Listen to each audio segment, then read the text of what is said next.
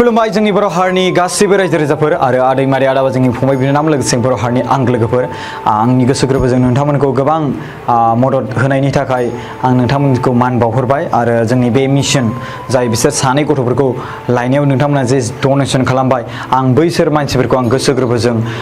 माने खुलुमहरबावबाय खेबसेबाव रायजो राजाफोर जों गावजों गाव खौसेथि जालायनानै खेबसे बेफोरबायदि मदद खालामलायनाया गोबां गोनांथि आरो लोगोसे बेल' नङा कि गोबां खैफोद जुदि फिउचाराव जायोबा जों खौसे जानानै मदद खालामलायनांगौ आरो दायो जों पि बसुमतारी आरो एस बसुमतारीखौ जोङो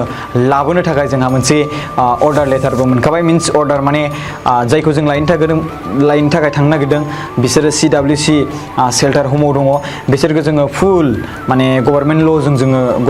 ल'नि थ्रुयै जों लाबोगोन स' बिथांमोना दायो सेफटि दं प्रटेक्शनाव दङ आरो बिथांमोनखौ जानला मोनला ओरैनो थांबानो लायबानो मोना आरो लोगोसे दा बिसोरखौ लायनो थाखाय जोंनो मोनसे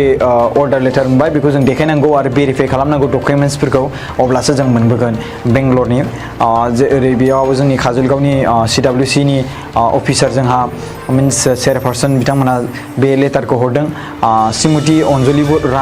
रामानाथसिम दा जों बेयाव थांनानै चेयारपारसन बेंगलरनि स' बिथांनियाव जों थांनानै बेखौ हैनांगौ बिथाङा भेरिफाइ खालामगोन आरो लोगोसे मेसेजखौ नायगोन गावसिनि अफिसजों लिंक थालायनाय बेफोर डकुमेन्टजों भेरिफाइ खालामगोन नायगोन बिनि उनावहाय जोङो बे मानसिखौ मोनबोगोन रायजो राजाफोर गोबां गोजोननाय खौरां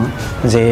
नोंथांमोना दसे सम गावनिखौ दोनथ'नानैबाबो गावनि जानाय लोंनायफोरनि खरसाफोरखौ दोनथ'नानैबाबो जोंनो मदद खालामहरदों बैसोर सुबुंखौ लाबोनो नागिरनायावहाय आरो लोगोसे बे बाथ्राखौ बुंनो सानो जुदि गासैबो बर' हारिनि मानसिफोरा खौसे जानानै जुदि मदद खालामोबा अभार जायो रांफ्रा जायनि जाहोनाव दायो आं बेखौ बुंनो सानदों जोंनि आखायाव दं बेसेबांखिनि दायो बिनि गेजेराव जोंहा गारिनि भारा आरो बिनि गेजेरावहाय आरो होजोंहाय थांनाय बेंगलरावहाय थांनायनि माखासे गारि भारा आरो लोगोसे गथ'फोरनि एसे खरस खालामनांगौ दङ आरो बिनि गेजेराव जोङो आसामाव फैफिनबाथाय बिनिफ्राय बिनि गारि भारा एसे आरो लोगोसे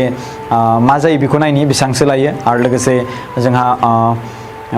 बिसोरखौ सफैनायनि उनावहाय गथ'फोरनो लेखा बायदिसिना बायनो बा ड्रेस बायनो एसेबाव होजोंहायनो जों ड्रेसखौथ' एसे बायनानै होखागोन सानदोंमोन बाट बेवहायबो फैनानै जों एसे बेसिक खरसा जेरै हमना ला बेग स्कुलनि बेग जेरै हमना ला लेखा बायनो थाखाय माबा मोनसे जेनेबा जोंनि लेखा एडमिसन खालामनो थाखाय फिस जेसेबांखिनि जोंनाव आग्लायो बा एसे थायो बैफोर रांफोरखौ जोङो जेसेबांखिनि होनो हायो जों बेखौ होगोन रायजो राजाफोर नोंथांमोना मदद खालामदों गोजोननाय थाबाय आरो नोंथांमोना बेबायदिनो फिउचारावबो मदद खालामबाय थागोन मोनसे खोथाखौ गोसोआव लाखिबानो जाबाय आं बेखौ बुंनो सानगोन आंबो पार्सनेलि आरो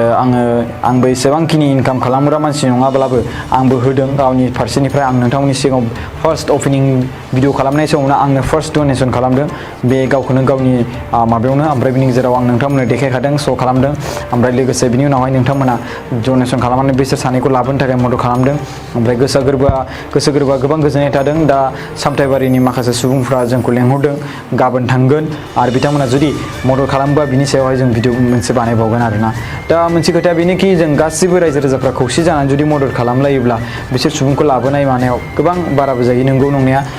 बाट आं बेखौ बुंनो सानो जोंनियाव जेसेबांखिनि गोनांथि बे गोनांथिया दासिमबो जोंना जायाखै खमावबो जोंनो 35,000सो थांनाय फैनायनि मानो होनोबा गासै साबेसे मानसि सानगोन आं खोन्थानि थांनायावनो साथामखा फैनायाव सानै होमबा जानाय लोंनाय ओरै गुवाहाटियाव फैबाथाय बिनि जानायनि माखासे आरो लोगोसे फैनायनि गारिनि खरसा माखासे दा गारियावबो माखासे रुल एन्ड रेगुलेसन थायो साथाम साब्रैनि बारा जिरायनो हाया गंनै गाहाम लानो गोनां जायो अब्ला साननानै नायदो होमबा बेसेबांसो थांगोन बिराद दुखुनांथाव बाथ्रा येस एसेबांथ' हाइ फाइ फेसिलिटिस मोना बेबायदि नंगौ बाट जों माने सानदोंमोन कि जुदि जायोमोनब्ला आरोना बाट जों गावनि फारसेनिफ्राय खरस खालामनांगोनाथ' बेथ' रोखाखा एसे एनैब्लाबो जों गावनि फारसेनिफ्राय माने बाहायखानांगोन आरो जानाय लोंनायनि सायावहाय गोजोननाय थाबाय आरो रायजो राजाफ्रा जेसेबांखिनि मदद खालामदों आरो इयुनावबो नोंथांमोना मदद खालामगोन होननानै आं बेखौ आसा थिनाय थाबाय आरो जों थाबैनो पि बसुमतारी एस बसुमतारीखौ लानानै गावसिनि न'सिम दोनफैगोन आरो बिनि गेजेराव जोंनि मिशना साक्सिड जागोन आरो जोबगोन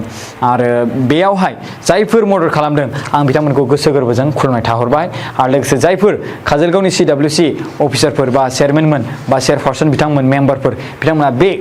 अर्डार लेटारखौ हरनायनि थाखाय आं गोसो गोरबोजों बिथांमोनखौबो खुलुमनाय जासिहरबाय थेंक इउ स' माच खुलुमबाय